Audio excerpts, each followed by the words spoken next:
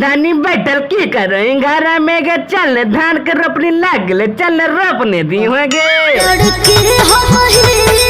अगे है गे धानी लड़की तो कैसन हिंगे कहा के तो ही लड़की जब बोल रहनी तो इतना गे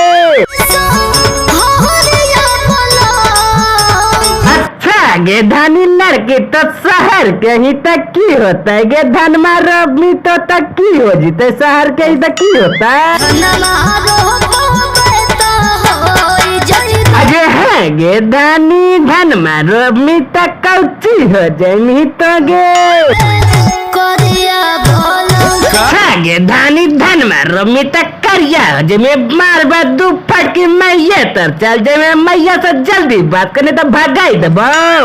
हेलो मम्मी प्रणाम। अरे है गे बेटी खुश रह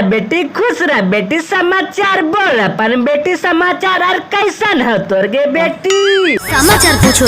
तो समाचार भी बताओ तो फोन कर लीजिए। अरे है गे बेटी समाचार बताओ तो अपन गे बताओ गे हम सुनबो समाचार बोलो हम इंजीनियर है। अरे है गे बेटी इंजीनियर बोलो हल ये तो लड़का बा कौची हो गे जैसे बोल रही लड़का बा कौची हो गे लड़का हो किसान गे आगे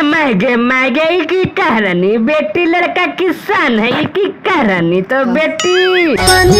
दहेज गेलो ये है गे बेटी तो की कान रानी के पानी में दहेज चल गले कौची करे कहो खून तोरा लड़का बा तोरा कौची करे ले कहो हो गे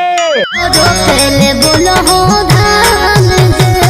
गे बेटी तोरा धान रोपर कहो खून तक की होता गे तोर भागे में यह लिखल तो रोपे परबेन करता गे